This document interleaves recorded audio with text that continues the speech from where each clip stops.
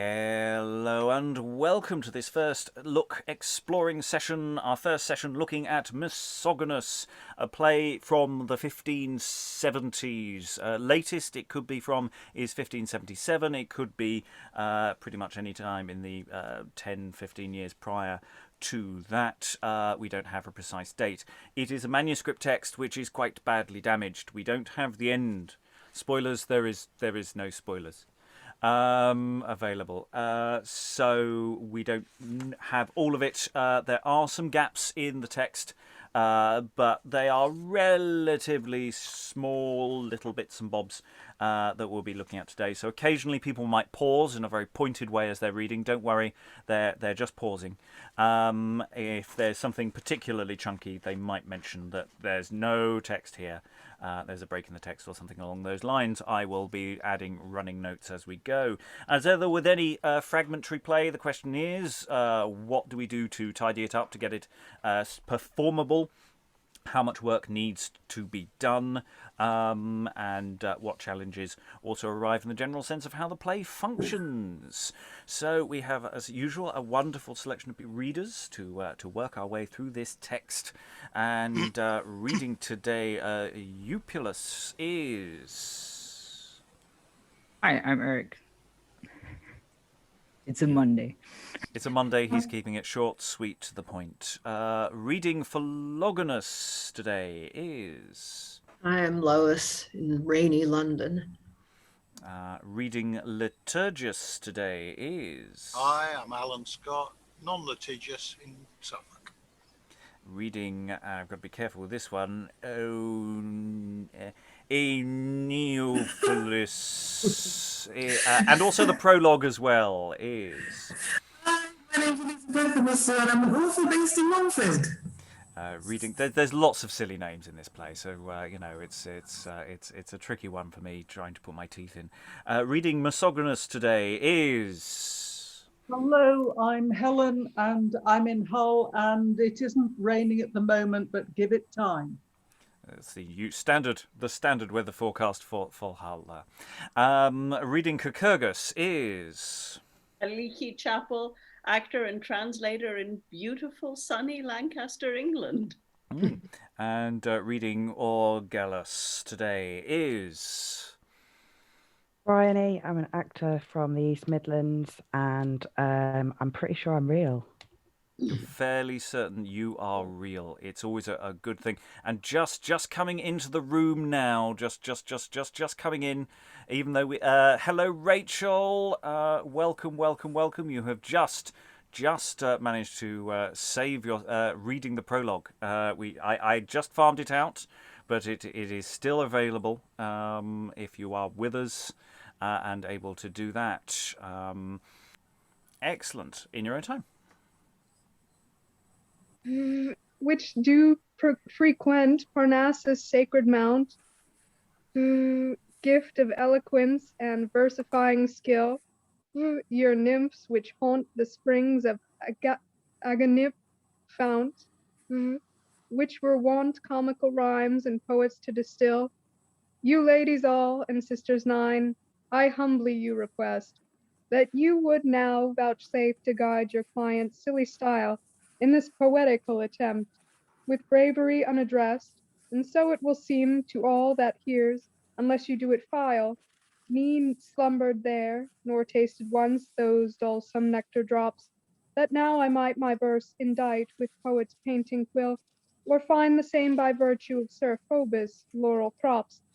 You that are here most excellent, and you most honest auditors, think not I have the laurel boughs or ivy berries got, that I should vaunt myself to be like to Apollo's orators. To speak in brief I think is best. Of truth I meant it not.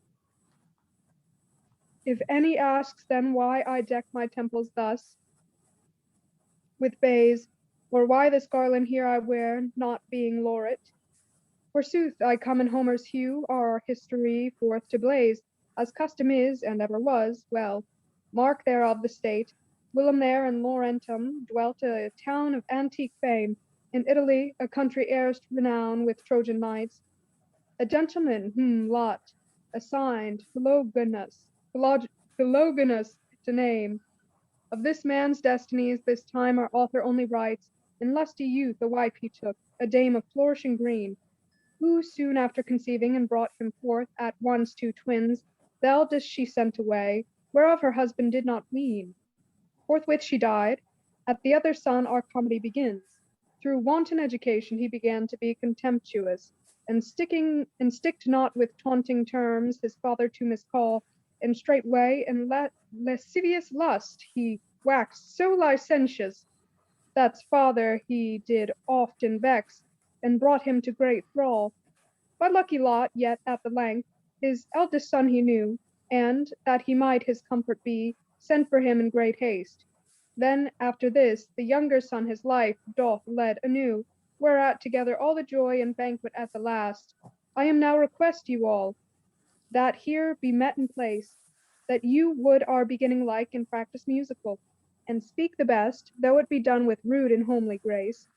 If faults we make, we will them mend, when we're herein more usual. Which if ye do, while Phobos shines above in azure skies, or while Dame Luna with her horns her monthly pageants plays, we will not cease the trump of fame to blow in humble wise. For all you hear, but now it's time, I must needs go my ways. Oh, it's been a while since we've had a prologue that just comes in and says, and here's the plot. We don't need to hide any exposition into dialogue in a semi-naturalistic fashion. Here's just what's going on. We're in Italy, and there's two twins.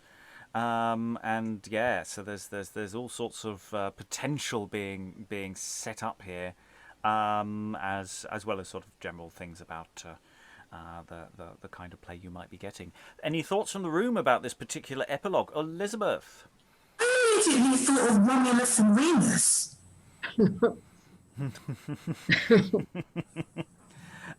Possibly a slightly ruder version of Romulus and Remus, of the way this comedy is being set up here. It's explicitly calling itself a comedy. Of course, what that is meant by is potentially slightly different to what we think of today. But yeah, we've perhaps got the slightly hornier version of Romulus and Remus. We've definitely got lascivious lust and licentiousness. So who knows where these two are going? Lois, then Helen. It's not exactly a hard sell, is it? I mean, it's about as apologetic as you can get. I know prologues tend to be apologetic, but this one is really the most I've seen. Not only, the author hasn't got any experience and he's probably terrible, but the company's probably not very good either. They hope they'll be better eventually. I'm interested in that reference to music, though.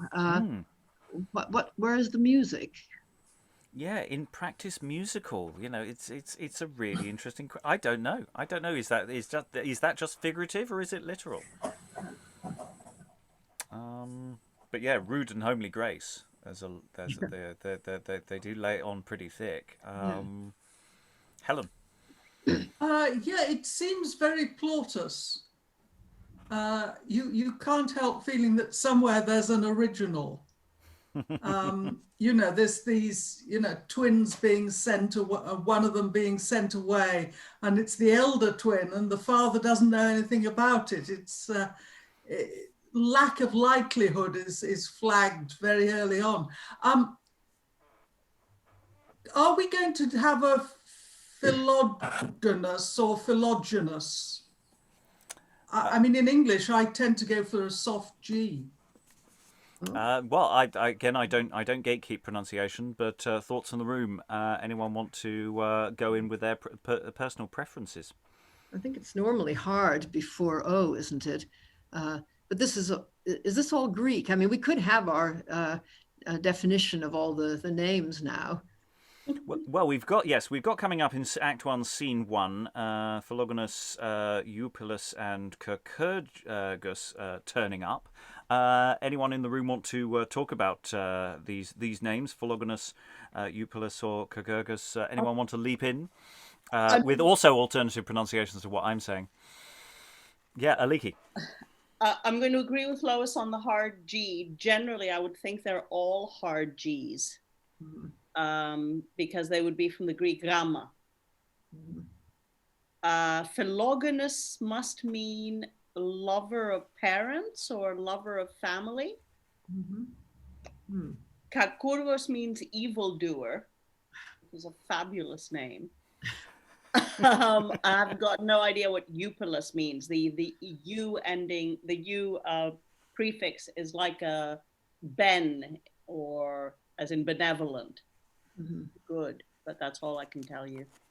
Well, we're getting good. We're getting evil. We're getting a sense out of that. So yeah, a country erst renowned with Trojan knights. So Italy full of Trojans, or at least equivalent thereof. Other thoughts before we move on, Elizabeth? The author of this text. We do have some names associated with it, but then they're not desperately helpful. I'm just looking that up now. The play attributed to either. So we got an Anthony Rudd or a Lawrence Johnson. So we got two names associated with this. So if this is a student drama, which it might be, it might actually have a multitude of different authors involved in the production of the text, if that is our working hypothesis. So we can't associate it with anyone that we've met with any level of certainty at this stage. But I'm liking a lot of all this, especially as all we've done is the prologue. So let's get into some sustained action. So enter Philogonus and Eupelas.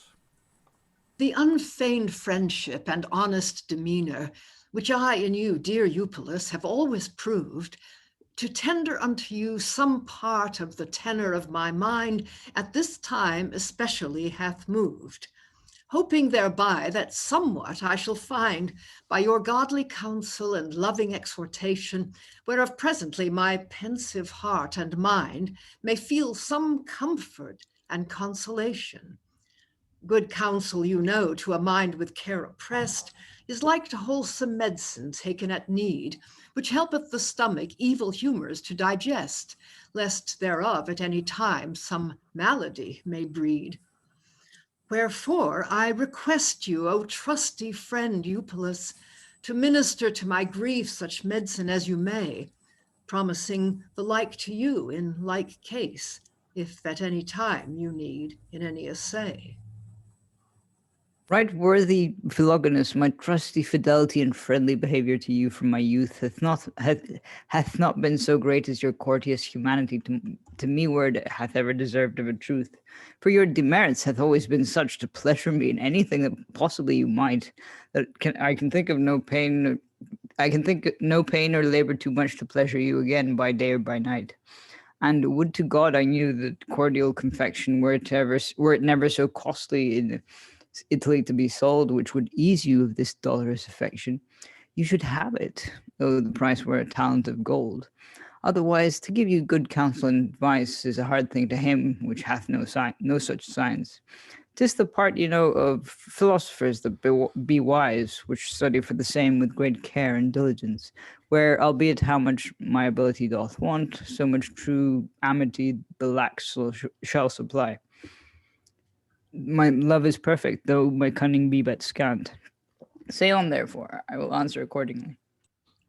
With condign thanks for your gentle oration, your modesty herein I do greatly commend, refusing those titles whereof the probation, even the denial itself, doth extend. Wherefore, to be short, I will show you my grievance, and what is the drift and intent of my reason, desiring you a while to give heedy attendance, as shall be meet to answer in season. Man hath in this mortal life the joys which in Christ we obtain consisteth in true loving children and wife, which lovingly at all times together should remain. And so by the contrary, always doth arise by discords, and dissension in those such piteous heartbreaks as none can devise, no pen can describe, no tongue can disclose.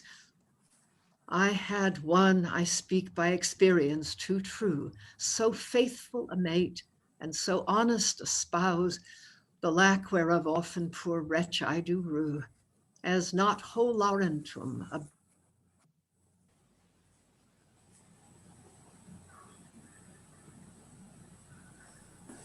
Ooh, we seem to have Lois is got a frozen. Comfort Lois. with me.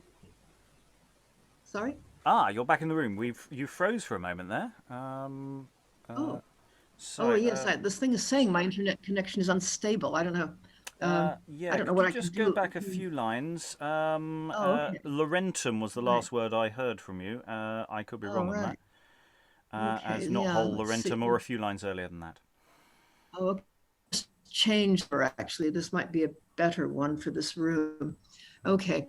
As not whole Laurentum. Right, let's see.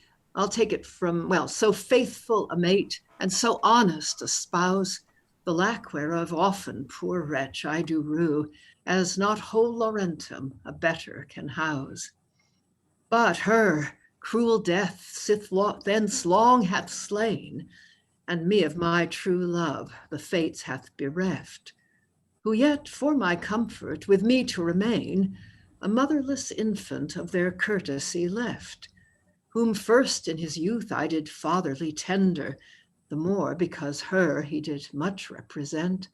I cockered and dandled him a great while the longer, whereof like a fool too late I repent.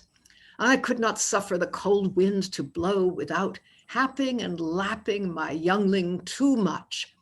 What correction was, he never did know. No man durst scarce this wag wanton touch.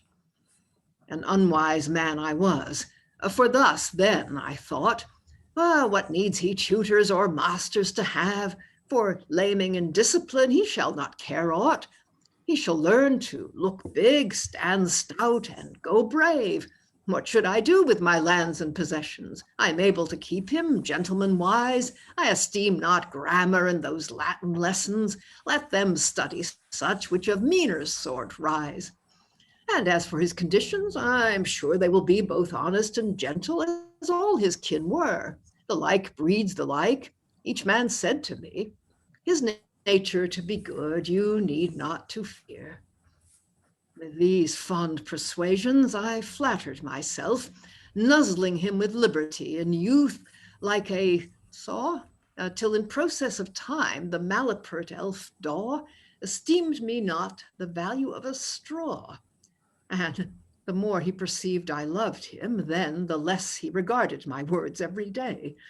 The gentler I used him, the more he began stubbornly to contemn me for all I could say.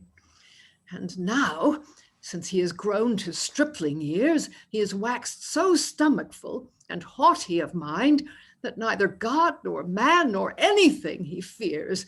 He sets me as light as a feather in the wind. A company of knaves he hath also on his hand, which leads him to all manner lewdness apace. With harlots and varlets and bawds he is mad. To the gallows, I fear me, he is treading the trace. Alas, good Philogonus, it pitieth me sore to see you, my dear friend, in this heavy plight. Comfort yourself, I pray you, weep no more. The worst is, I warrant you, but a little fright. And consider, I beseech you, the comfortable words which Christ our Saviour hath left us in store, who all griping griefs his testament records, will mitigate in those which follow his lore. And what though your son doth spend his youthful days in dullish delights and ride to success? He will not continue in that trade always. In time he himself will his manners redress. He goeth that far that never turns again, as folks say. I could tell you many that have gone as wide, the best of us all before God goeth astray, and he that stands surest may fortune slide.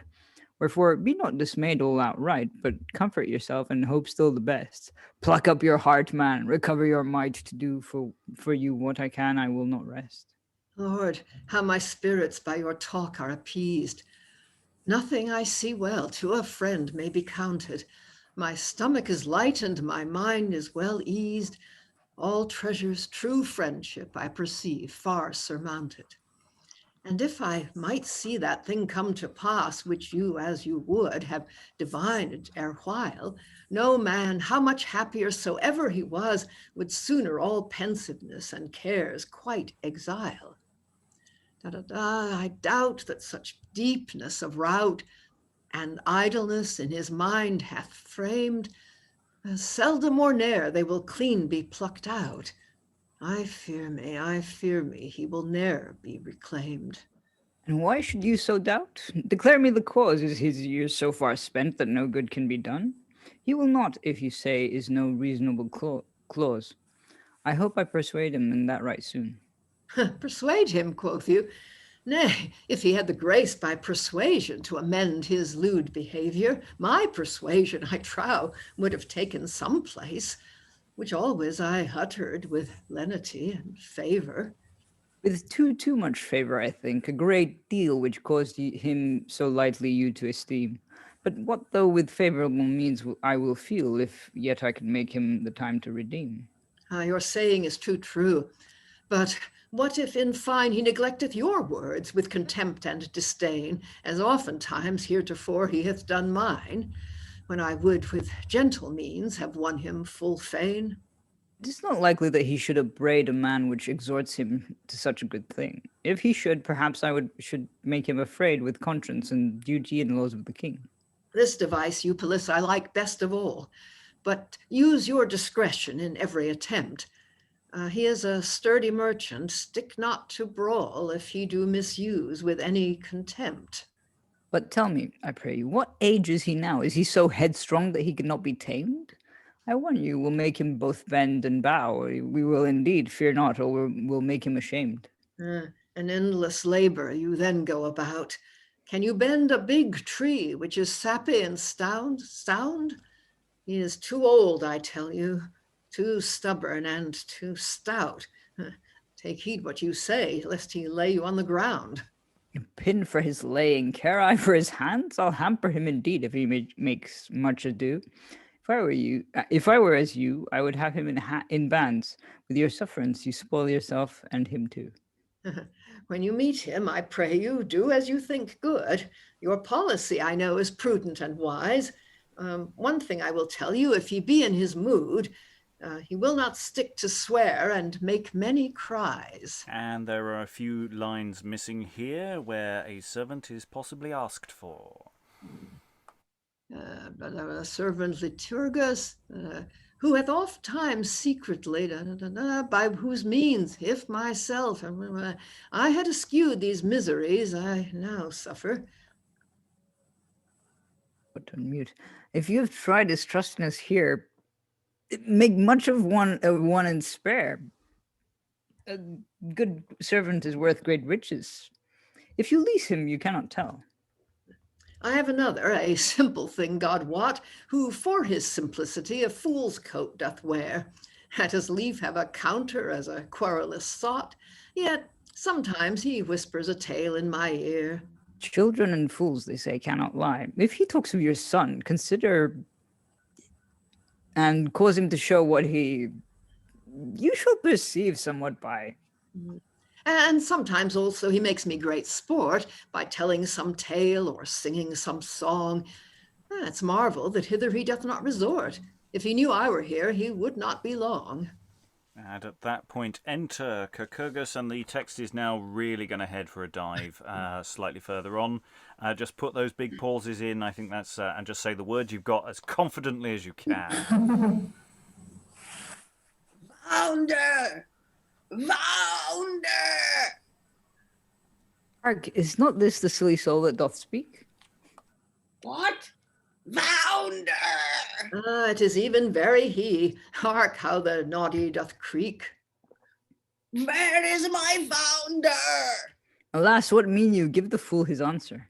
What is the matter, Will Summer? It's marvel, but you shall hear him tell a tale of his grandsire. Founder, you must come zapper. The pig is laid on the stable. Alas, poor fool, he means the pig is laid on table. Will you not? I will tell my founder. What aileth thee, Will Summer? Dick Duckling and Will Wasp will not give me my allowance. Oh, Give it him, knaves, or I will make you give it with a vengeance. Shut now. There is a voice from off stage. Rachel, you are the voice off. The voice within. The devil choke him. Come me, Will, come me. Now. To supper, it's Your man hath this night you shall do not mock, supper rather than your company spared. My founder tonight? must needs thy request. Yes, your fare is but homely, the best. And exuent Eupelas and Philogonus, and that's where we've got the scene starts very straightforwardly. Philogonus going, I need some advice, and Eupelas says, yeah, sure. And Philogonus goes, oh, don't be nice to your children because they just come out as bastards. Oh, don't worry, he'll grow out of it. Nah, he's not going to do that. He's just getting worse. And then the distortion comes in, and it gets really quite difficult to know what's going on, especially as the way they're using the name Will Summer, referring to a known fool. So when they're talking about the servant who's coming on, who's pretending to be or is a fool in his own right, he's using an alternative name to denote fool. So it's like using the name of a comic that you'd know to say, come on in X or Y. So it's or that's how it seems to be. I could be wrong on that. It's quite difficult to tell. There's quite a few gaps towards the end of that scene. So we've got some business at the end that is a bit tricky to decipher.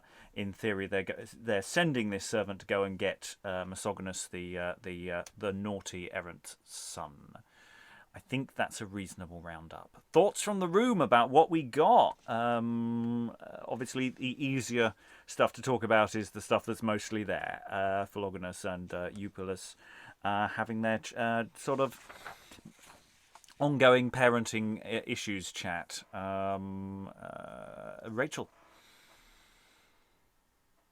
I was just going to say that the way that this is written, it seems like, I don't know, that when other people seem to write this way with the length of the lines, is that they get very poetical, but this is very clear and straight to the point and very easy to follow. There's not a lot of allusions to, a lot of mythological figures and stuff like that. That's true. They do occasionally refer to Christian thoughts in terms of relating to their own life. But yes, they're not dipping into wider mythology. Lois, and then Eric, and then Helen. Oh, so many hands. Suddenly all at the same time. Yeah, no, the author is spot on when he says he's never been on Parnassus Hill and so on. He certainly hasn't. There is a kind of awareness that all these speeches are orations. I think he even says it's an oration that he's just heard from his friend. Eric? I was going to say, this is just, it ties in well with last week's plays. Gristle and beating your children and, all that stuff. I can tell from the smile on your face, you're like, no, let's not talk about that. But yeah, the trauma.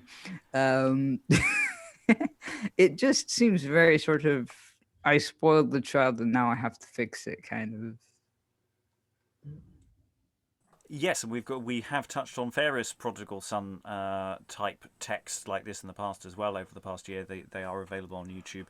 Hopefully, there will be some links at the end of the video for more of this kind of thing. And going back quite a long way, we've got at least one medieval text, Occupation and Idleness, where the whole question about how do you deal with a child that doesn't want to learn, just beat the daylights out of him. Helen. Yes, it's a tremendous build-up for Misogonus. for the son. Yeah. I mean, it really, an entire scene is spent in discussing his character or lack of it. And we haven't yet seen the guy. Yeah, set up there. Rachael. I just imagine that, like, you know, when people are getting their mail and they stop for and they're having a conversation with someone they know, I feel like this is where they're talking. They're just talking at like the PO boxes or at the mailboxes down the street, like about his son. There's just something so comical about this that it's just two old guys, and in passing they're just going in about his son. Yeah, there's an element there also the way Philogonus is going on about it. It's just, look, I tried nothing and I'm all out of ideas, you know. Lois. Yeah, I think most of the plays from this period were written by people that had been beaten to death when they were kids and think this is the best thing you can do for your children, because there are just so many plays like this. Like, you probably did Nice Wanton at some point, didn't you? Oh, yes. I love Nice Wanton. Yeah, well, that's another one. And then I think The Gloss of Government. I mean, everything is about how you just can't be too soft on your kids or they're bound to grow up to be criminals. Yes, and it's the question also. Sometimes these plays are being performed by the young people who would be being literally beaten. So it's an interesting circle of who's writing it for who, and who's watching it, and who's actually performing in it as well. So there's all of that doing a fascinating sort of series of circles.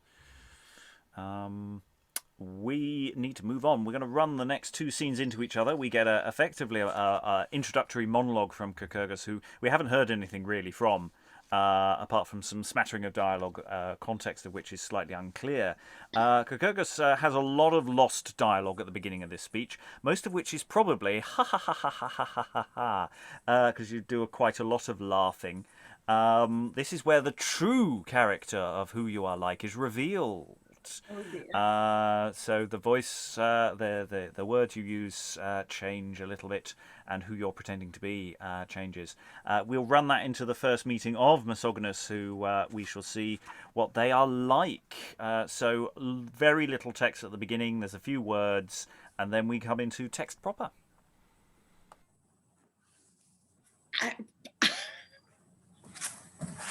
Stable. B. Dead. Laughing as oft as I think, how like a fool I put out my head with bacon in my hand and my bowl full of drink. Couple of wise wizards, I tell you. But what God's bodykins, methinks we're all scarce dry. I've be pissed my hose. 20 pound to 1 groat. I laugh at the old fool so heartily. You may perceive what I am. So much I do laugh. A fool, you know, can keep no measure.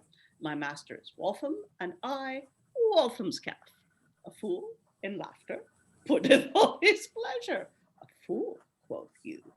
Nay, no fool. Did you not see what pity he did take? He is able to set your doctors to school. No small point of wisdom for me such gear to make. If you knew what delights he taketh in my presence, you would laugh, I dare say. Now, everyone. He talketh of me, I warrant you, in my absence. Who but I to make him pastime? Who charm his noun son? And proudly, I tell you to every incomer, he brags what unnatural his luck was to have. What ho! With his man's voice, he calls for, Will Summer! Where have you put him? Bring him hither, you knave. And when I'm come, my properties he tells, how simple, how honest, how faithful and true, and showeth my points and many things else, persuading himself that I tell him all what I can hear his servants to clatter, of Misogonus, his son, in kitchen or hall. A fool, he thinks, can neither lie nor flatter. I tell him that I heard a very good rumor. Oh, he is wild, but what though he is not yet come of age? I know that this tale will delight his humor. Hereafter, they say, he'll be sober and sage, and when I have done, I go show my young master what he suspecteth, and bid him beware. Oh, for he is a ruffian, a spendall, and a waster. He can do nothing but get straught there. And so, by my policy, he taketh some heed, and showeth not his madness to his father always, which otherwise will cause his heart for to bleed, and make him his knavery abroad for to blaze. Think you not that I heard their whole communications? Yes, I warrant you, I had every wit. I have it from even the first salutation. Well, I'll to my master and tell him of it. But before I go hence, I'll bestow some of my points. Come off with a vengeance, here is pretty toys. What well? What dig? Be hanged, stir your joints. What will you none? Take them then, boys. As for my pins, I'll bestow them of Joan when we sit by the fire and roast a crab. She and I have good sport when we're all alone. By the mass, I may say to you, she is an honest drab. Nothing grieves me but my ears be so long. My master will take me for Balaam's ass. If I can, I'll tie them down with a thong. If not, I will tell him I am good King Midas. And enter Misogonus to Cacurgus. City of God, stand back. What monster have we here? An antique, or a monk, or a goblin, or a fiend? Some hobby horse, I think, or some tumbling bear. If thou canst speak, declare me the kind. My young master! Oh, passion of me, it's Robin Hood. I think verily I will let fly at him if he speaks not forthwith. Speak, lubber, speak, or I'll kill thee presently. Nay, then, have it thee. Shalt ne'er die another death. God's Armitage! God's dainty dear! Can my young master flourish so fine? Oh, the devil take thee and all thy fond gear, a murrian light on that fool's face of thine. What? Pacify yourself, sir, or we'll have an ostler. Your man's heart I know, and your cunning in. You are a fencer and a very fine wrestler. If thou hadst not spoke when thou didst, as I am a true gentleman, shouldst ne'er have gone far, but even like a cow at my foot out of hand, thou shouldst have been slain. I would have been thy priest, I make God avow. Thank ye by my toes for your sparing so long. You are courageous, I know. What care I? Hark! If you had struck, I would have kept thee throng, and there would have been groping some maidens in the dark. Thou art as full of knavery as an egg is full of meat. I believe thee by the mass, but how gottest thou those ears? Thou wert about some scroggingly feet. Tell me, I pray thee, shall nobody hears? Will you needs know?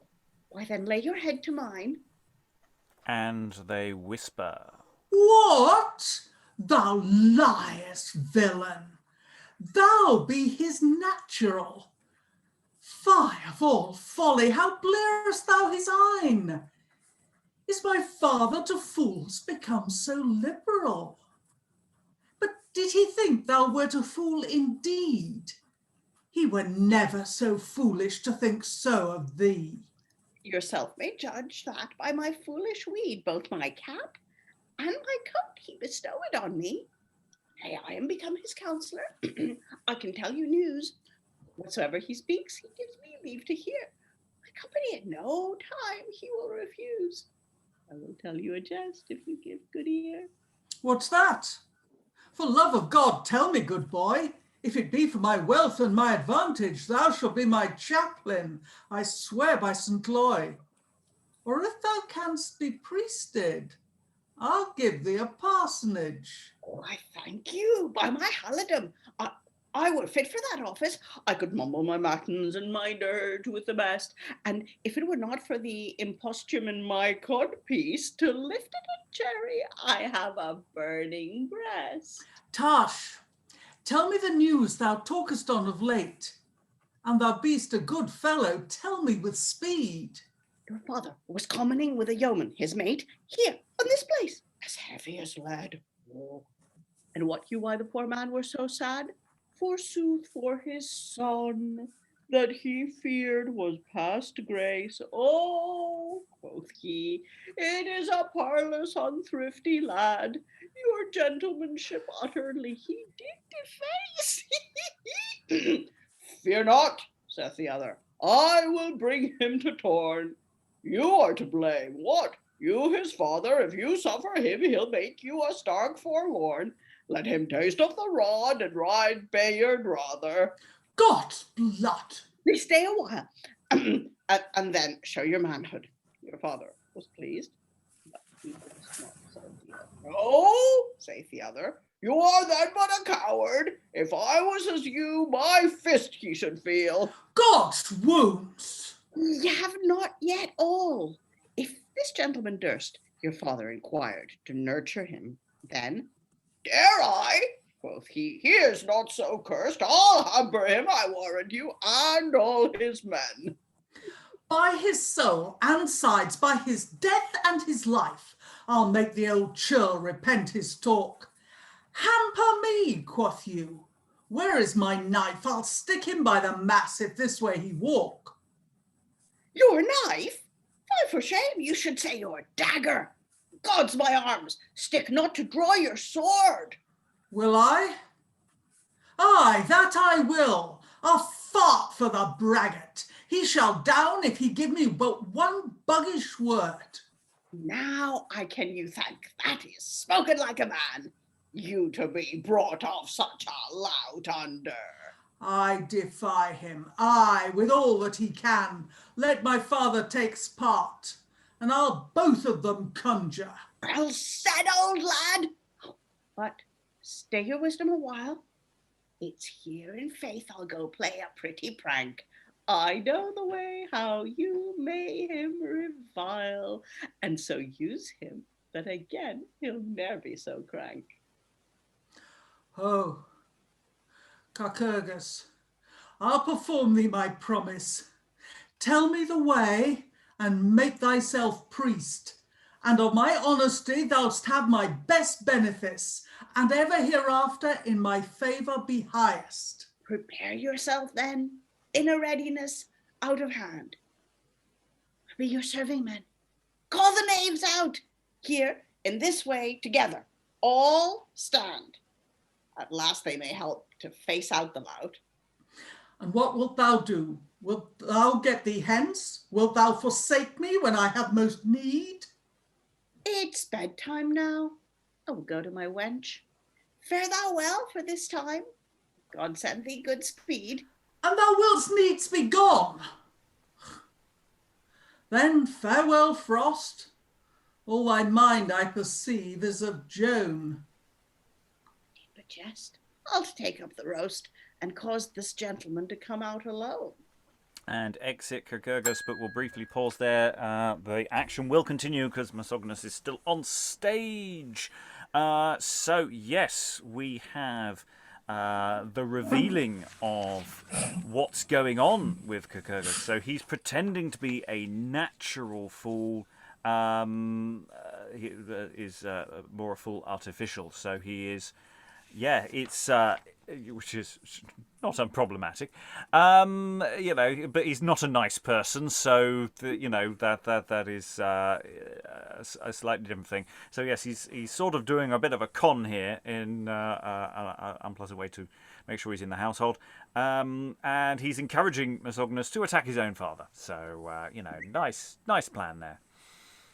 Increasing, it's interesting how it's all spoken like a man. There's all this sort of man up sort of quality to what Kurkurgis is doing as well that I find really, really interesting. Thoughts from the room about this unit of action? I say we've got more from Misogonus coming on. Lois, muted at the moment. Yeah, it seems that Philogonus, on top of spoiling his son, is also spoiling his fool, or at any rate, is too fond of him. And this is also not doing any good. Yeah, there's some joke that I'm not quite getting about the long ears. I take it, does Cacurgus have a sort of fool's cap with long flaps down it or something? Yes, maybe something like that. I was noting that. I was also noting some of the potential double entendres about knife, dagger, and sword. Whether that's a sort of extending phallus thing, or whether I'm just reading too much into stick, as it were. Alan, then Rachael. I know that we're quite early with this piece in terms of the run of plays, but certainly Kurkurgis is behaving very much as I would expect to see a clown role in plays of, the back end of the century. And again, I suspect there was probably quite a bit of physical business going on to sort of reinforce where there are, well, what in some cases are barely double entendre, they are single entendre in many cases. Well, he's feeding off also the earlier Vice sort of material as well. So it's sort of the question of he's sort of the part of that question of what fundamentally at this point is the difference between a Vice figure and a clown figure. So he's harking back to the past as well as harking forward to the future. And the reiteration of questions about natural fools and artificial fools is again also nodding back to some earlier material that we've already done as well. All the various plays of wit and science touch on this kind of question as well as other things. I may be overstating quite a few things there. Do not take any of that as gospel. Rachael. No, I was just going to say about Lois, what you brought up about the long ears. I think maybe he was calling him an ass, with your long ears. Maybe that's what it could be. Well, I think he's meant to look like one anyway. I mean, this may be the costume that Philogonus has given to Cacurgus, because apparently what he's wearing is what his master put him in. And maybe of course, I think that fool's cap generally does have a couple of flaps at the top. So that could be what it looks like. Helen. He says what he's doing at the end of the previous scene. Nothing grieves me but my ears be so long, and I'll tie them down with a thong. So yeah, he's done something weird with these ears on a cap, and Misogonus is in play, mistaking him for a monster. Yeah. As he comes on at the beginning of the next scene. Yes, because they touch on Balaam's ass, they touch on King Midas, and had ass's ears, as well as all the other problems that he faced in his life. Yes. Other thoughts, Lois? Yeah, there's something a bit odd about that relationship, though, because it's as if Misogonus didn't know anything at all about Cacurgus, who presumably has been in the household for some time. He didn't just arrive. I don't know. There's a bit of unnecessary explanation, I think. Yes, it's like he knows him, but he doesn't know him at the same time. It is slightly contrived in that sense, isn't it? Okay. Any additional thoughts before we complete, this unit of action? I think I don't know if this actually runs on into. I know it runs into the next scene. Whether that scene then runs into the next as well, I don't think it does. I think there's a mini break. So Act 1, Scene 4. Misogonus is still on stage. He's going to call off stage for various people. Can we settle on a pronunciation for this wine lover? So we've got Orgalus and we've got Oenophilus. I don't know. Other thoughts? That would Oenophile is how one would say a wine lover. Oenophilus then. Oenophilus, I think. Yeah. Okay. Let's go for that. What ho, Orgalus? What? Oenophilus, I say. Where be these knaves? Come out with a vengeance. Come forth when I bid you. What, tarry you? Away. And there's a couple of a line missing. Enter Orgalus. Anon I come, sir. Stand by. Room, I say. I am, sir, come to know your worship's pleasure. I were busied with brushing your velvet gaskins. You'll come when you list, sir. Oh, you're a treasure. I know you of old. You are none of the hastelings. I'll do no more till next time. I pray you forgive me. I'll be ready hereafter to wait at your heels. You can cap now. You were best cap, I tell ye. I may hang for you. Thee let all go a wheels. If hanging be the worst you'd do, well, I hope. I have been hanged 20 times and catched no harm. I care not for hanging. Oh, my mind like the rope. Hanging's but a pastime, so be it under your arm. Now by me truly, thou art a knave in grain. But where's Oenophilus, your fellow become? I think he's at the alehouse, a liquoring on's brain. I'm sure for this half hour he has taken a room. What desperate dip must I have? I am to fight a match. An old cankered churl doth me challenge and dare. You are able yourself a dozen to dispatch. You're a man, by Saint Samson, every length of a spear. But how if he bring with him a buckler and sword? What fence shall I use my head for to save? Your cunning is good, man, care not a turd. You're able to canvass the dastardly knave. Thou wert wont to tell me pretty feats of war, my venues to give, my vantage to take. For your fencer, I warrant, you need not to care. With your manly looks, you will make him to quake. Nay, but I pray thee, show me one cross caper, and how I should ward my head and my heart. Were it not best, if needs be, to draw out my rapier? Tell me by the mass, or I'll make thee to fart. Cross caper, cross legs, I told you the fence. Throw the knave down, and with him pluck a crow. Thou wert wont to talk of crossing legs with a wench, and make her mine underling. Mean you not so? You understumble me well, sir. You have a good wit. I must needs commend your good remembrance. By the same token thou taught'st me, can you not hit it? But go and fetch me the fellow, lest I be some cumbrance. To do your commandment, sir, I am ready. But you need no more men, I am sure, for this dust. Go when I bid you, and come again speedy. Your coxcomb by my halidom I'll burst. And exit Orgalus, and sadly there is a bit of a missing passage here because Eupelas, the advisor to Misogonus' dad, has entered, presumably tries to persuade Misogonus to change his ways. That doesn't work. Misogonus exits and Eupelas is left alone on stage. It's true. I see well that Philogonus said, "The gallows groans for this wag, just as just rope ripe. Alas, good man, thou must needs be ill apaid. It's no marvel those sorrows do greatly thee gripe. But methinks I hear a ruffianly din. I shall be mischieved, verily, if here I do stay. I'll tarry no longer, but get myself in. The bickerings of breathing I see by my fay." Exit Eupelas, and the looks like the action continues onwards, but briefly we'll pause. So we have these two figures, one Orgalus who we've met, and Oenophilus who has not entered yet, but is about to enter in a moment.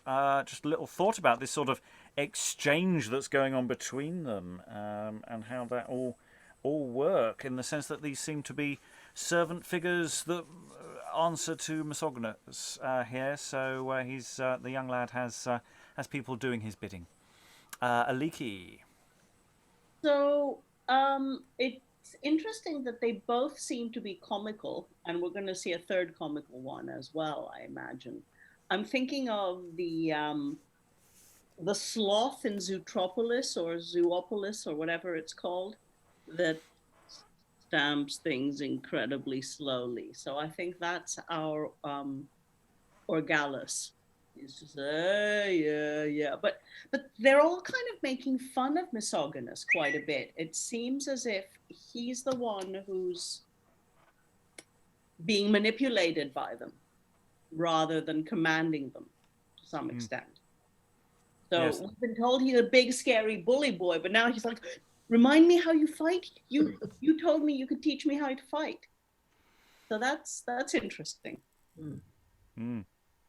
Yes, no, absolutely, and we've had that sort of servant master relationship before as well. So that's interesting. Lois. Yeah, and I would imagine that Misogonus is pretty much a coward, since we see that in the next scene, if it's just him and Eupelas on stage together, he doesn't, in fact, beat him to a pulp as he keeps saying he's going to. He goes off stage to get help.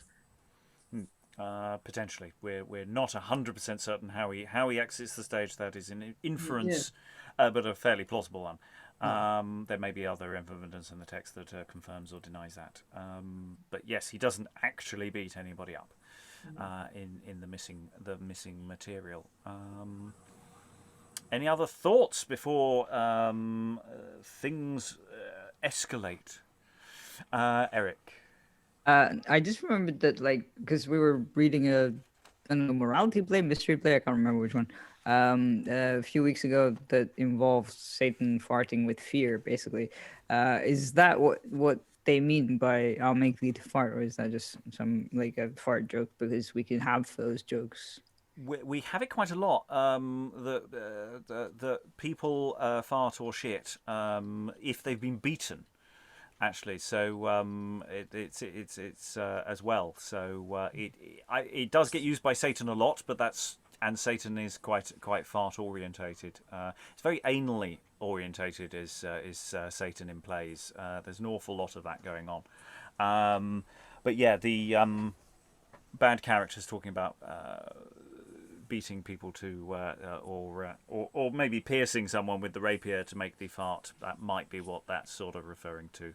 That kind of thing. But yeah, we've got quite a lot of that around about this time as well. It turns up in plays slightly earlier than this. It seems to die out maybe by the 1590s. I'm not sure about the use of fart in plays. That's something actually now note to self, look into precise use of farting in this fashion in later plays. I'm quite curious to see, does it go out of fashion or have we just missed it? Elizabeth. Just for the second what you said, Rob, about farting, because I feel like is it anachronistic? Because I feel like it's such a modern word and a modern concept.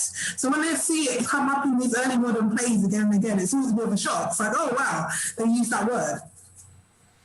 Yeah, it's the centre point of sort of mid-Tudor culture is farting and shitting seems to be. It turns up in so many plays. Pathological humors. Yeah. Okay, I've really lowered the tone though. I'm so sorry, people. Let's pull it back up again. Let's go into Act 2, Scene 1. So we have Misogonus, Orgalus, and Oenophilus. So the two servants speaking simultaneously, probably, and then Misogonus entering. Where is he? Where is he? Lay hold on him. Knock. Down with him. I will have one joint someone's flesh.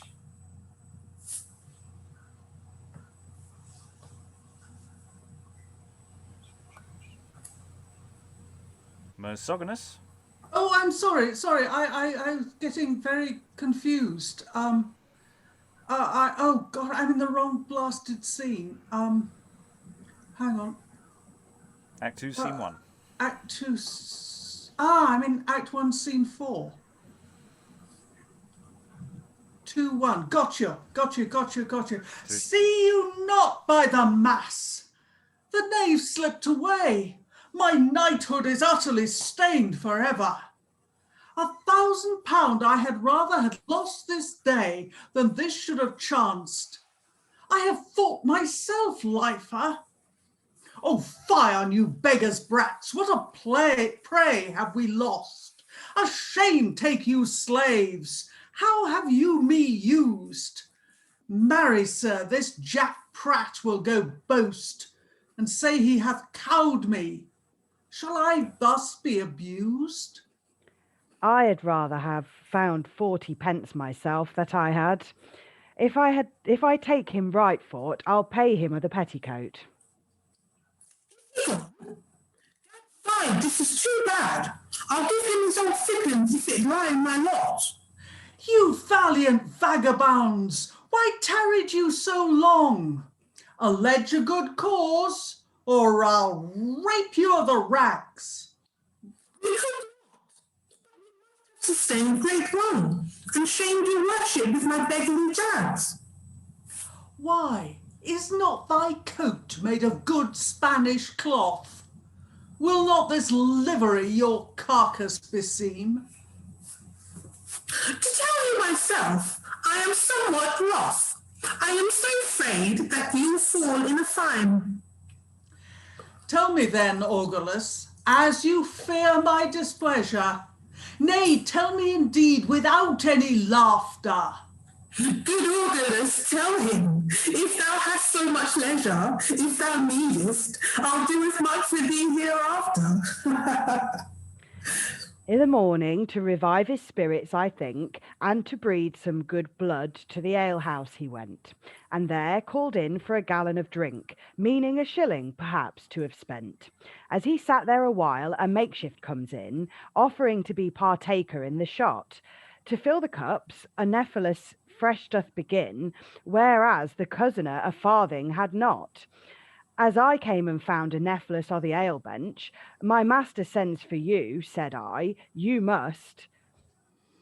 One word, quoth he, and then I'll go hence. What's the shot, hostess? He says, I'll be gone. 10 groats, and you're welcome. He looked for his purse. To pay cozener and this cozener had filched it and left him alone to pay for the reckoning, and that worse. With that, when he saw how the case with him stood, he requested his hostess to trust him a week. Not I, sir, quoth she, I'll none of that by the rood. So may, perhaps, the money go my money go seek. There's no remedy, says he. I myself am beguiled. This pickpurse hath gotten my money and is fled.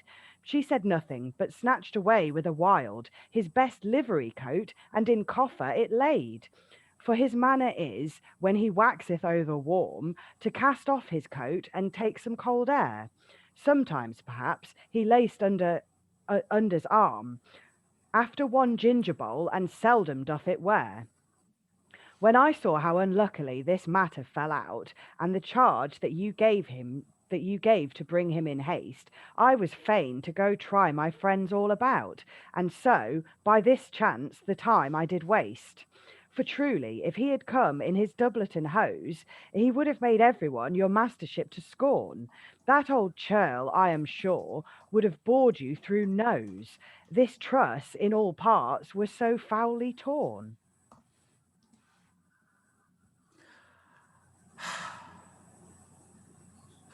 Thou dastardly drunkard, thou besilling beast, I'll bum-fiddle thee in faith, I'll swaddle your skin.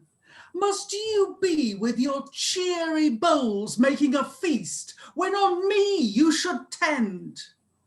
Will you never learn? Oh, my arms, my soul, my sides, you'll kill me by the mass. Alas, alas, alas, I pray you, strike not so sore. Oh, my bones, oh, my ribs, a lady and alas. If you'll spare me this time, I'll never do more.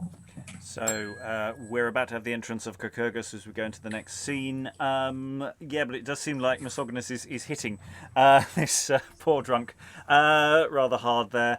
Yes, it's a lengthy tale to explain why they didn't come straight away. To do with having his stuff nicked while getting really, really drunk, and potentially being improperly dressed, because the clothes underneath his coat are not in great nick. That seemed to be where I was getting there. So yeah, it's all flowing action. None of these scenes are really fundamentally the ends of scenes. Even that break between Act 1 and Act 2 isn't fundamentally the end of the action. It is a break in scene, but it's someone exits and the stage is left empty. But no real time has passed yet between scenes. It's just constantly flowing, which I'm liking a lot. Any brief thoughts on this little bit of scene before we have the re-entrance of the clown vice type figure? Eric? It feels, although it's like supposed to be comedy, violence and stuff, it feels very sort of like it could be true to life for the time, because like basically if, even if it's not the servants' fault, the servants would get beaten. Yes, and again, just going back a few years to something like Jack Juggler, where there's an awful lot of comedy violence in that, and it's slightly a problem for the modern times, because actually the amount of comedy violence going on starts becoming just abusive and slightly terrifying. Here, at least, it's relatively short, and he's presumably so drunk that he's probably not really feeling any pain. That's me projecting there. Okay, let's find out what happens to this motley crew as enter Cacurgus as we go into Act 2, Scene 2. Enter Cacurgus. God so kings, hold your hands. Stay in the Queen's name. I'll be his surety. What, spare him this once? Have a knave betwixt you.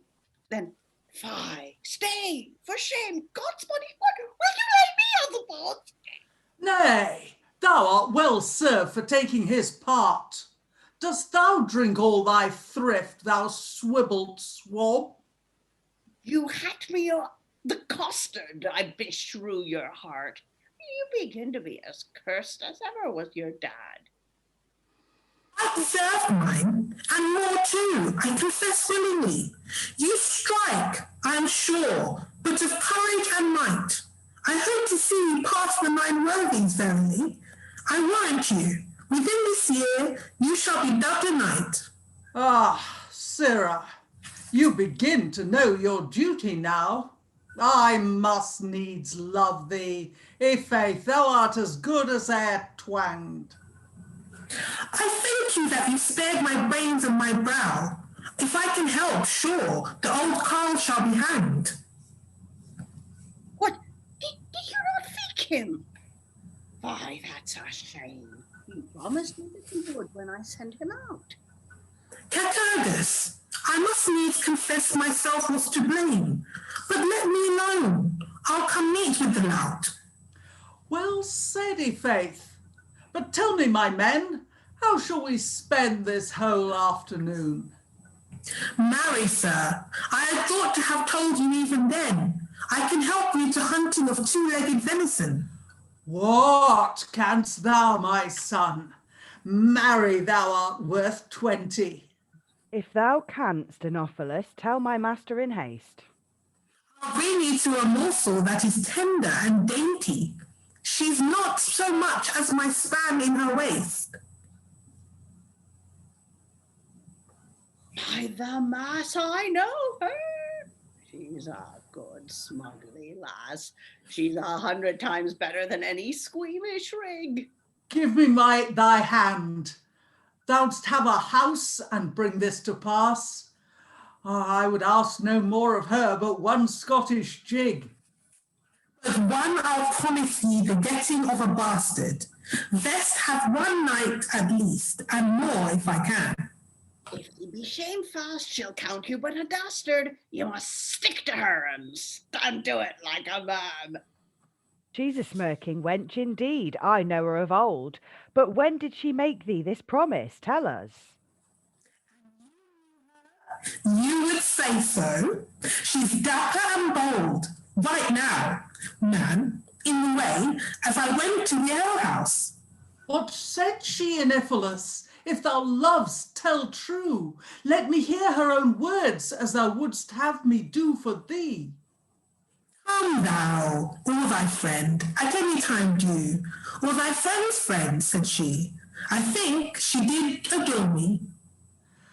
God's fish. Oh, let's be gone. Methink now I have her. Till I see her, Oenophilus, I shall think the time long. What soft you, sir, you may yet say, God save her. Where go hence? I must needs have a song. A song with a horse nightcap, sing they that list. Till I see my trull, I'll neither sing nor say.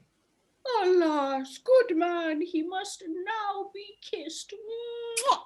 What, I pray you, for my sake a little yet stay. It, then quickly, Cacurgus, or I'll be gone too, and let's have such a one that will stir up delight. Oh, go to, I am content.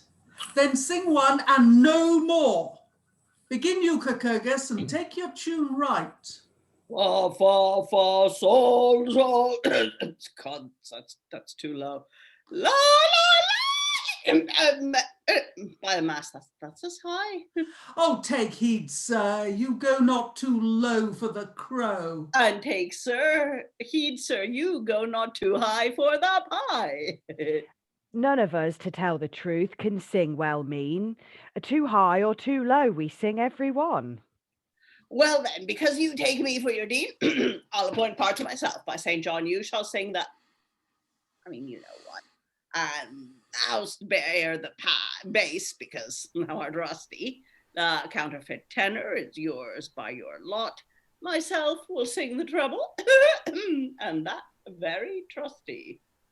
And because we're not going to make everyone sing, certainly not in unison, I thought I'd ask Rachael, could you do the song? You don't have to sing it, but if you could read the song.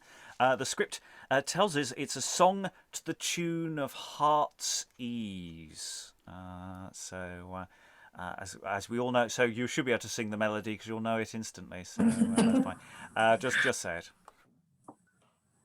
Sing care away with sport and play. Pastime is all our pleasure.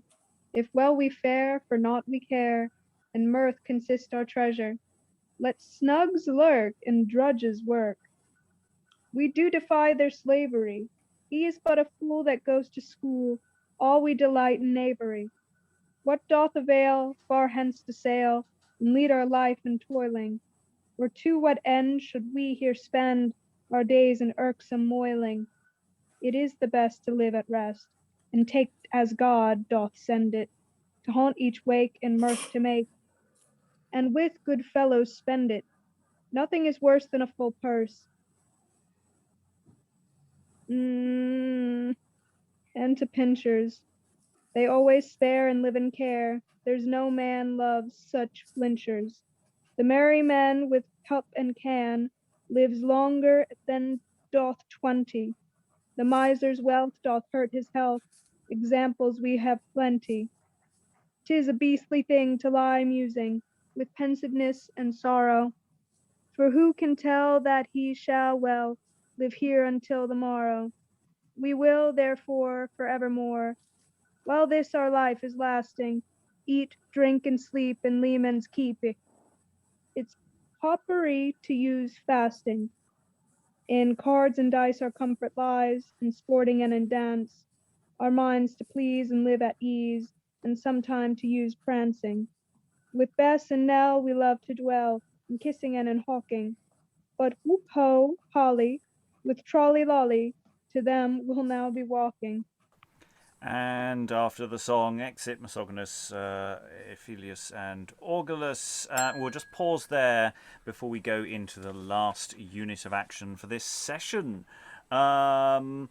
So yeah, we get a song. I just got to say, Cacurgus is just—it's a very simple joke, and it's lovely to see every time it pops up. You know, that's too high, that's too low, and it just immediately tells you how to do it. Various discussions about this particular lady that they are going to visit. One Scottish jig is all that is apparently required. So yes, all sorts of interesting questions there. Some good insults. And yeah, servants managing their master elements here as well. That they're sort of going, oh, I deserve to be beaten, because you are so mighty, master. Yes, absolutely. Other thoughts to this unit? I think essentially this bit of unit of action is now complete. We're about to go into a next phase with some other characters. But thoughts in the room. Elizabeth? I'm really enjoying the play. I think that the characters are really colourful and sort of a little bit delightful. Like every so often they'll come up with something that's like, oh, that's quite cute. That's quite cool. I like it a lot. I like that there's this lot of parenthesis in the lines. It's not, I don't think it's written in verse, but there is a rhythm to the lines that has a progressive pace and tone to it. That's really, it kind of like grabs you. I find that it makes you focus on the words that they're saying. And I find that it's those clauses. I think it might be Cacurgus who speaks like that, who has these clauses every time he speaks. That's just some thoughts I had. No, absolutely. It's interesting because so much about this play is really slightly distant and old school in terms of the way drama works. But then every so often these little bits leap out at you, just feel very, very modern and very, very, very that work really nicely. And so it's calling on a tradition of play writing that goes back quite a way earlier than when this play was written, but say other stuff that sort of leaps out and just taps you on the shoulder, and I find that really interesting. Just occasional word choices as well. They're just going, I wasn't expecting that, and things. It's just actually every time I hear the early modern use the word dad, I expect everyone to say father or father, but I don't expect people to say dad. It's just suddenly very weird. Sorry, that's just me. Aliki. Actually, that word leapt out at me too. The thing that occurred to me when we were doing this last scene is a very kind of athletic young man physicality, like, a bunch of drunk lads going out with their arms around each other's shoulders, and when you're saying something mean about somebody, you bend his head down and you give him a nookie. You're like, yeah, is that what you said? I'll teach you to say that about me. That kind of thing. Yeah. Other thoughts before we go into our final stretch of text for this session? I think, just checking my notes, that it is. It'd be awkward if I underran. Helen. Yeah, I mean, I've never heard the phrase hunting two-legged venison, but I knew exactly what he meant. Yep. It's not exactly subtle, is it? Not in the least subtle, but I mean, you know what he's talking about without a... Doesn't need a gloss. Doesn't need a gloss, but on the other hand, it was new to me. Yes, there's and again, this is calling back to much earlier dramas where the going off and getting A, drunk, and B, visiting a sex worker is basically what young people do. That's what pretty much every single morality play does for 50 years. Men. Young men, please. Young men. Oh yes, absolutely. Sorry. Yes, it's these young men going out and doing these things, and it's just it's a never-ending sort of bit of business. Okay, other thoughts? Okay, let us continue. So we're technically at the end of Act 2, Scene 2. Cacurgus has some dialogue, but it runs into the next entrance in Act 2, Scene 3. So Cacurgus, or the singing is done, and various people have exited.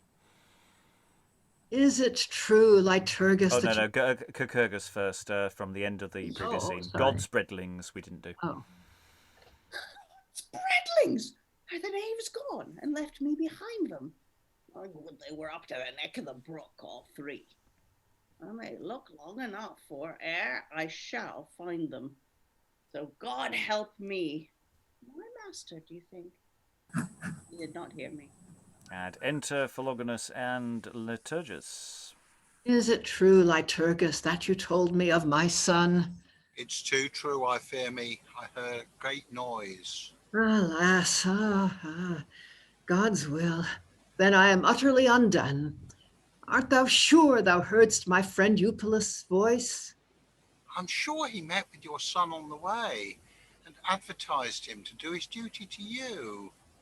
After that, I'm sure, there was here fought a fray, and one, as had been sticked, did cry out and low. I must needs laugh in my sleeve.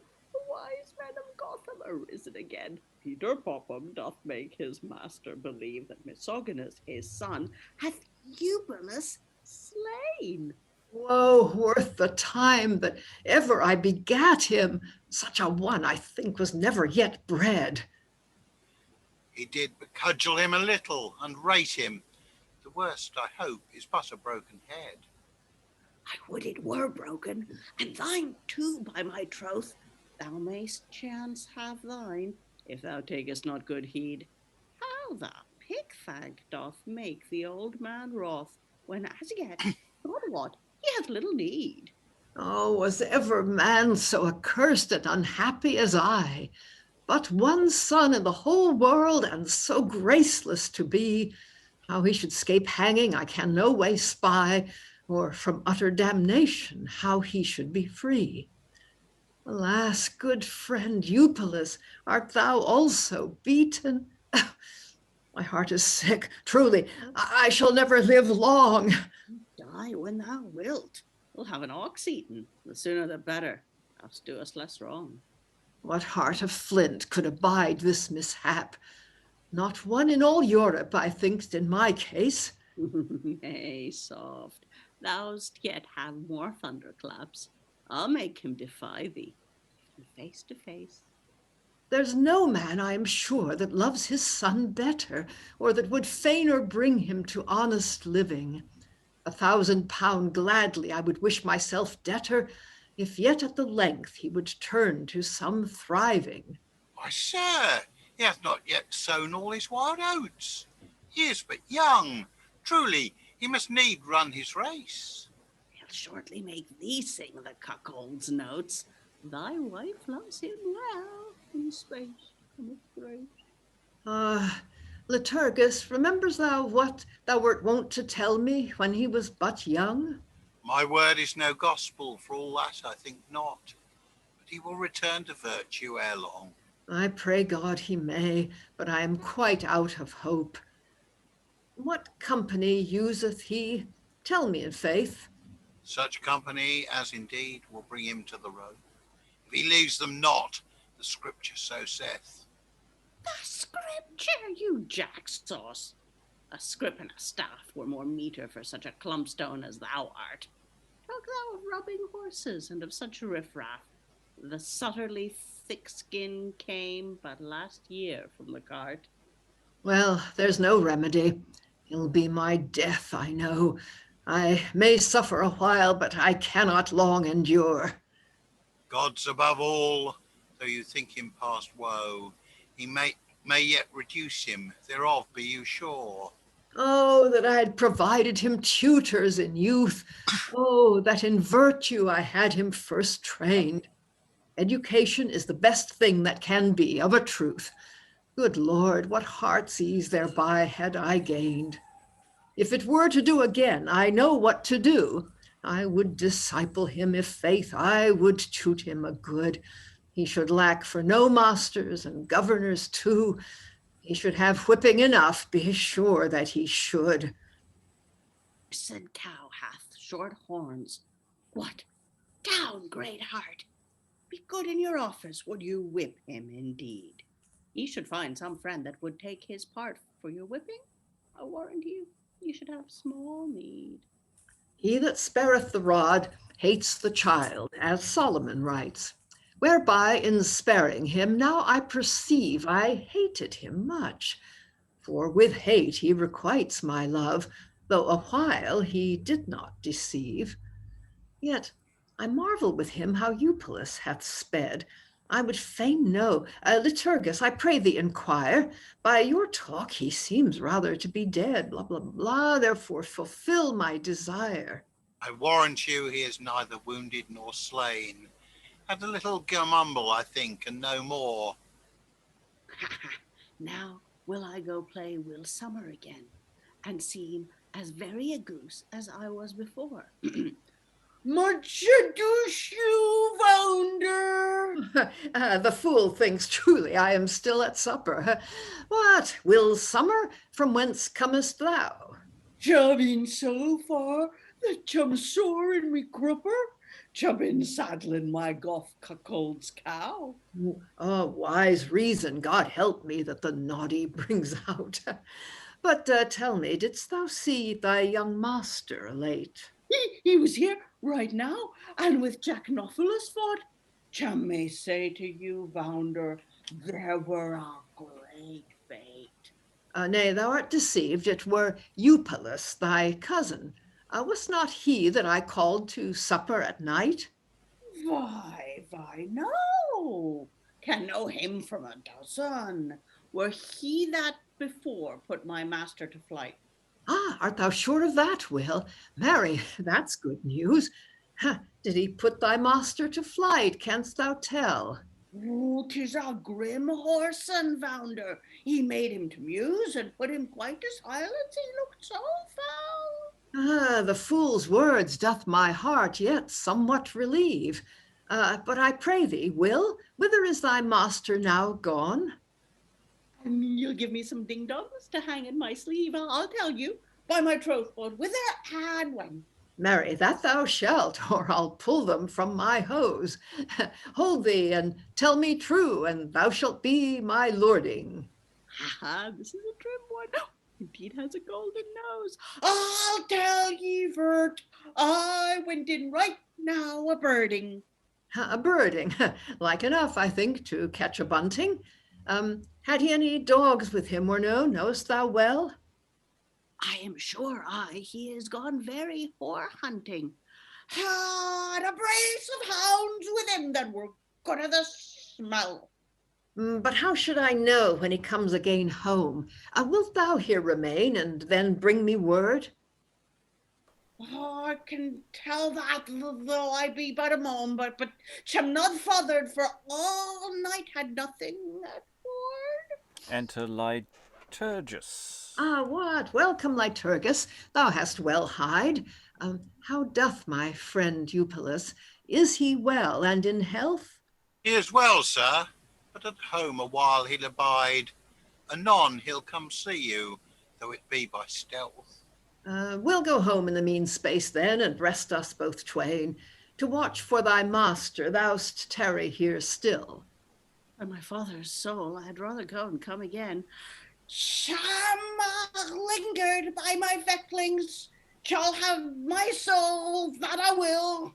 And everybody exits, and more by accident than by design. That is actually a very, very neat place to stop, because it is a proper exit point and a proper break where we sort of reset the characters for the next session, where we will indeed continue in the general direction of where Misogonus was going.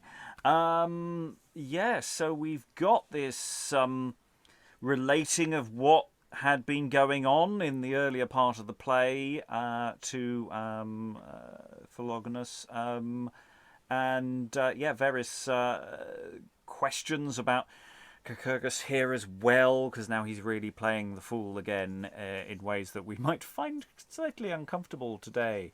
And there's a whole series of questions to actually start addressing now that we've sort of got this far into the play. We can sort of discuss that a little bit more. I may bring something up on that in a moment. Any thoughts in the room about this scene, about where we're going and where we currently are? Lois. Yeah, it's kind of a minor point, but they're precisely about points. There were a couple of references to them. Cacurgus earlier was, I think, talking about points and giving them to a couple of people who may or may not be on stage. And then I think he gives them to people in the audience. That was an earlier speech. And then here, I think Philogonus is going to give him points, even if he has to take them off his own clothes. You know, these are the things that fastened your doublet to your hose. So everybody had them. And I suppose they could be quite expensive and, you know, of some sort of value. Otherwise, I can't see what there'd be any reason for giving them to anybody. At any rate, they're mentioned twice. I just thought it was interesting. No, and it's a good point. Is there something that we're missing there about why it's coming up so often? Is it part of some business that is fuller? Other things, Aliki. Just to pick up on that, I think it's got something to do with his sleeves, because he's always talking. He was talking in this scene, Cacurgus, about things dangling from his sleeves as well. Make me think of that. I don't know. That costume seems, whatever that costume is, it is the starting point of a lot of jokes. Does it have an excessive number of points? Other thoughts before I start steering things. Lois. Well, there are an awful lot of jokes that I don't think I'm getting. I mean, that's been sort of running throughout this. And of course, I don't know, Kurkurgis is speaking in some sort of stage rustic or something. I'm not quite sure what he's doing. And I get the impression some of the other characters may also be. I mean, perhaps it's written in some kind of local dialect. I mean, I don't know how much it's been edited, but it does seem occasionally that what we're getting is non-standard English or what would it be, East Midlands English, whatever it was. Alan. Yeah, I mean, a lot of what Cacurgus is doing seems to be back to this trope we've had before of the sort of standard rustic. But what I'm finding very interesting is the way that Cacurgus is switching in and out of that character, depending on whether he's being the fool artificial or the what is obviously quite a subtle character. Yeah, so he's got a persona that he's playing that is using this rustic dialect, and which we've seen in quite a few other plays. You know, it's a reasonably established way of writing that kind of character. And if this play is associated with Cambridge, it's also associated with other texts that roam around about that sort of area that's doing this kind of lifting. So I wonder if there is a thing here that we may be missing, but which may be going on. I mean, we're talking about it's that uncomfortable question, because Cacurgus is, as I say, effectively pretending to be someone who is neurodivergent at this point. In modern sense, you know, the fool natural is someone who may have various potential disabilities, including say just being say neurodivergent and not as not a comedy character except that the household might make them to be, or their simplicity makes them in that sense, as opposed to an artificial fool who is someone who is just pretending to be so. And Kurkurgis is pretending, but he's also not pretend. It's not he's an artificial fool and he's just pretending to be things. He has a character here that is based on a known natural fool, Will Summer, from an earlier epoch in history. And yeah, it's a whole series of questions about how we would relate to that today. And what we do with this, you know, it is helpful that Cacurgus is not a nice person, but that doesn't necessarily make this an easy sell as to what one should be doing here. Aliki, and then Helen. Yeah, I made some very crude choices in that direction, and then found them quite hard work. And I don't know how.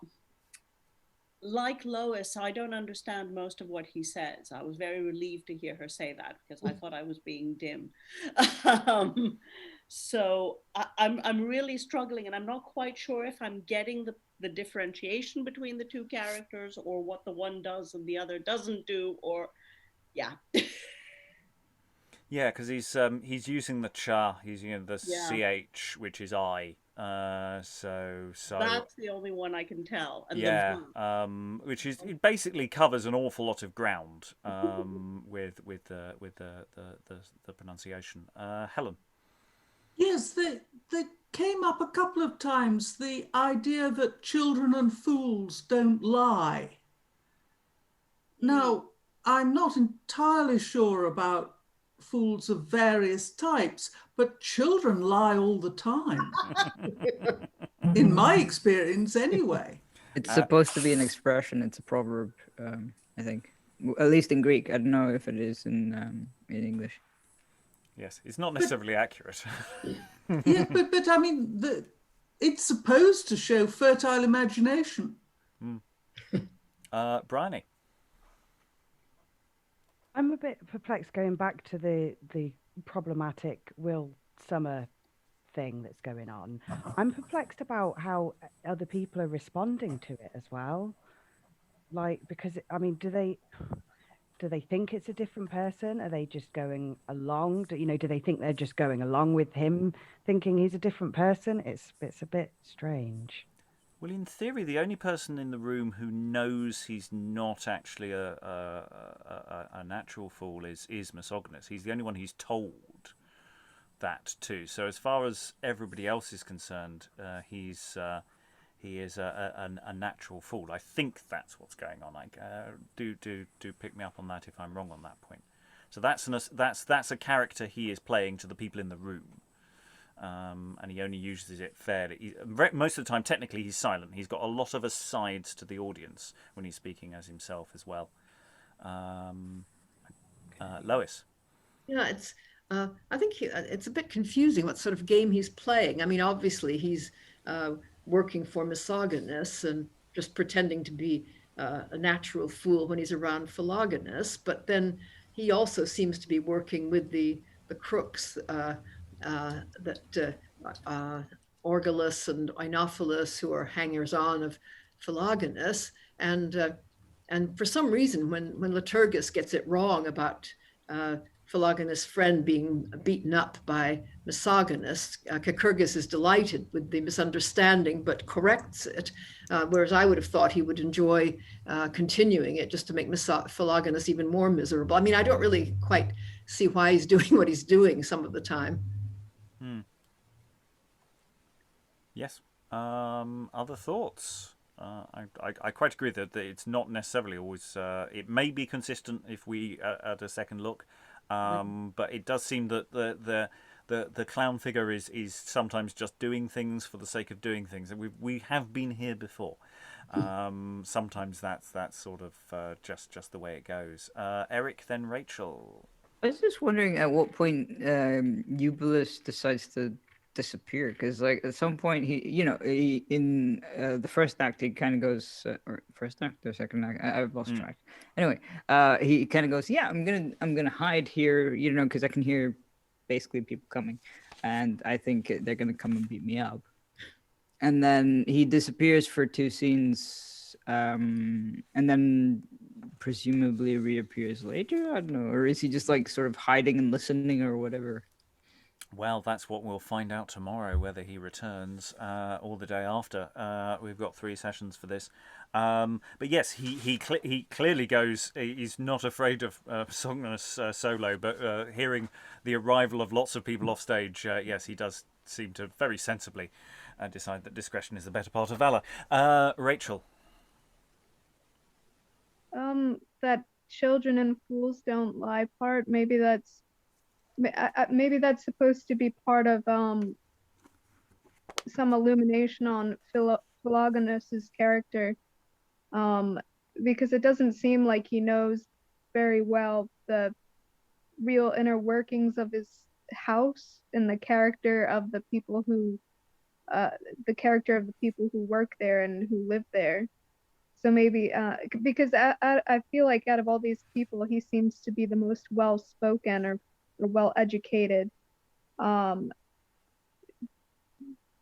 like he seems very book smart, but he doesn't have emotional smarts or like street smarts to really put the pieces as to what's going on. Like he sounds very much like a philosopher. Other thoughts from the room before we go into sort of general thoughts about the play overall? We're about a third of the way into the text, or that we have. And we may be missing as much as a fifth of it, depending on your point of view, about how long the missing end is. I have to say, from my point of view, before I go around the room, it's an odd one because it is calling back to an awful lot of ongoing traditions that existed earlier, but is also trying to do other things as well.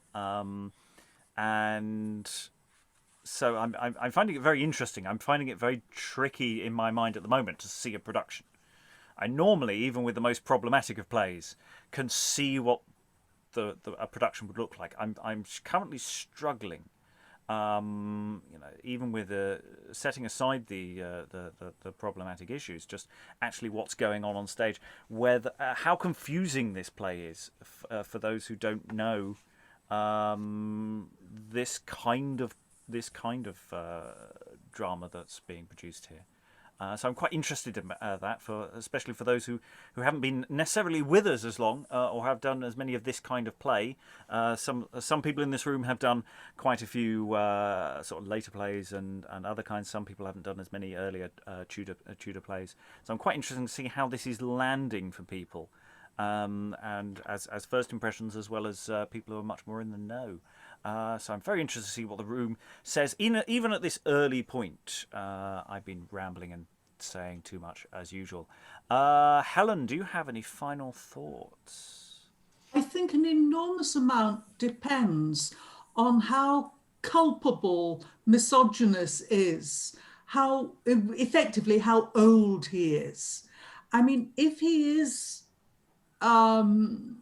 mid to late-ish teens, then it's one thing. If he's just coming up to 21, then it's something else altogether. And I think that's a big production decision that will mean a complete change in the way the audience sees the play, because he's obviously behaving badly. But on the other hand, not having been beaten properly as a child, it's hardly his fault. Yes, bringing up the other slightly sort of problem with the moral, because you're looking at what the father's done in his life of okay, he didn't give him much of an education or force him to do things, but it seems like he actually cares, which is quite a rare thing in sometimes with early modern drama. Alan, final thoughts. Yeah, I'm having trouble getting my head around it. I think partly the ellipses that we have in the text mean that the amount of data available is reduced. I think we've got a situation, we've got Cacurgus, who is obviously a clown oblique vice type figure, and we've got the analogue within Misogonus's household, whose name I'm scrolling up trying to find. Not Oenophilus, the other one. Orgalus. And I do think that there's probably a vehicle with both of those characters for probably quite a lot of physical business as well as the speech. And I do wonder whether that was part of the attraction of the piece at the time. And that, and also Helen's point earlier about the age of the players. If this is something that's more associated with boys rather than an adult group, more studenty, then that does change the kind of show that we're watching. And of course, that's a thing for us to think about, depending on how we might look at it now. Elizabeth, do you have any final thoughts? I just really like this play. I think you said, Rob, about finding it difficult to see it on stage and see it performed has to do with the missing parts. parts. So usually when we do a play, I think this is one of those plays where we've got a lot of missing parts. It reminds me of when we did the workshop for Orlando Furioso and we had a Q script, and it was the first time that I had ever engaged with a Q script, and I was like, most of this play is missing. Where are all the lines? Where are all the characters? They're all gone. So I think the big problem that we have is the missing sections. How do we fill those parts in, or do we cut them out? We had one scene where a character came on stage and left, and it was quite important for the narrative, and we didn't have any of that dialogue. So we are working with something that has got missing parts, but also has a lot of moving parts. And I think that because of that, we have to give a special attention to the play, in sort of excavating it or recreating it. Some of the lines that have been missing, maybe making up lines for it. I think that that's the main issue with this text.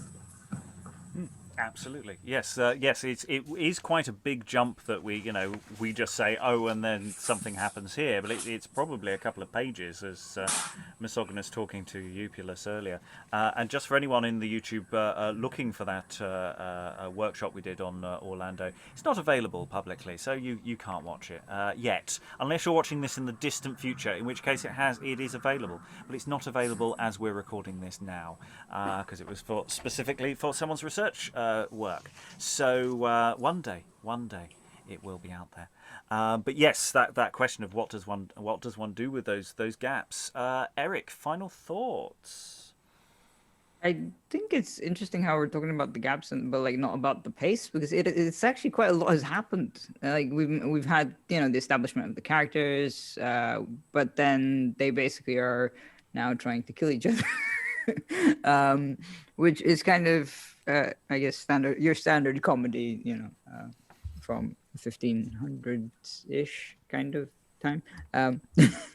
But I don't know, it's just sort of an interesting play, because there is a lot of physical shenanigans there, but we can't pin them down. It's not pinned down in stage direction, which is interesting.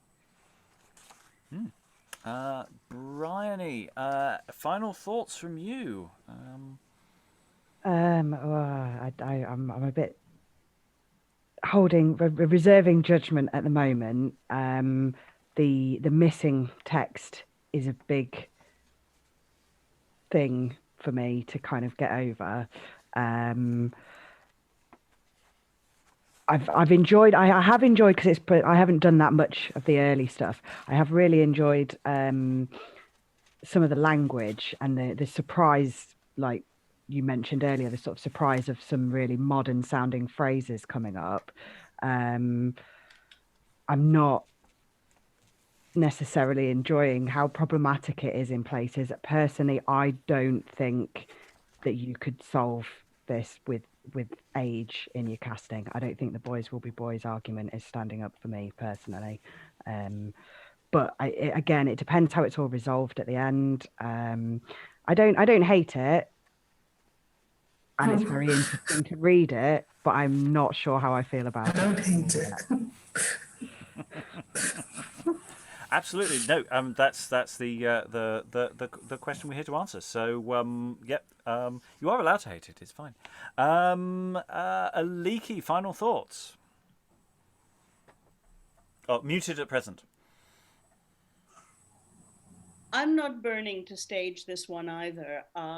There's a lot I've really enjoyed in it. The language mostly, both Philogonus, when he's giving his kind of more in sorrow than in anger speeches about his son, it says some really beautiful things, and all of the insults and comic descriptions are hilarious.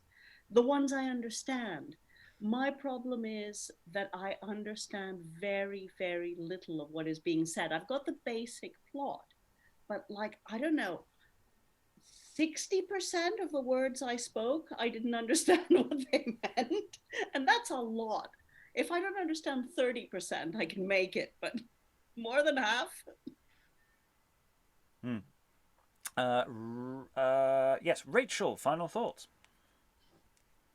I don't know. This reminds me a lot of Grizel, definitely. In the same way that if you were putting this on, I think it would definitely be like very historical to show the way that people's attitudes.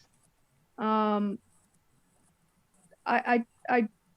like 14-liners. I don't know if the content of kept in the 14-liners is my type of comedy or that I really like at all, but I want to hold off a real opinion until the end, that maybe it'll get better. There's something else. I don't know. I've been looking a lot at the rhyme scheme. I've just been looking at the way this is written, really, and the sort of the how would do the rhyme schemes these 4-liners, are they beats? Is there something there that if an actor was to get into it, that would be saying something about their internal state or their physical state to hop into that moment? And Lois, final thoughts. Yeah, I think actually 14ers are sometimes used like doggerel, really, as a way of if you get a very long line, you can almost lose sight of the fact that it rhymes, and therefore it's the closest thing to prose that you can have if you're still wanting to write in verse, which seems like a paradox. As far as the play, I mean, one could put it together with a sort of verbal polyphila or something.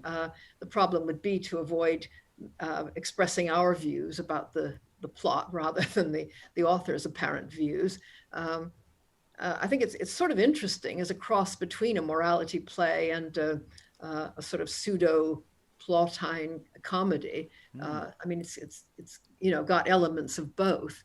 And we already know from the spoilers in the prologue that there's going to be a plot complication, which could be quite interesting and might change our views of the thing. But my feeling at the moment, quite apart from the technical problems with it, is just that most of this has been done better somewhere else. I mean, there are zillions of plays where you see prodigal young men going off to the tavern and looking for sex workers and so on. And I think most of them are funnier than this. Yeah, I have to say at the moment I've been looking at this as, certainly in the short term, as largely as material fodder for various live shows that we'd be doing around themes. I mean, I've got things in the works for working on the prodigal son theme. I've got stuff on early modern corporal punishment. That's going to be spanking fun. And also just the character and the nature of Will Summer and those questions, where we're looking at this material in terms of its historical, what it's saying about the past, and as demonstrations of that. But yeah, it's true. It's that element of that sort of morality play element that's sort of lost in amongst all the comedy business that's going on. It's not the two are not feeding each other, or they don't seem to be feeding each other. So it's not even as if we feel at the moment, and we don't know where it's going to go, that it has a clear moral sense of what it's doing. That we've just got people being quite unpleasant. So yeah, I'm finding this fascinating, but yeah, it's very difficult to deal with at the moment. But hey, we've got 2 more sessions to find out where it's going. And we've got 2 more sessions to decide where our thoughts and feelings about it lie. All that remains is to thank all the wonderful readers in the room for their thoughts so far. Thank you very much, everyone, and goodbye. Bye.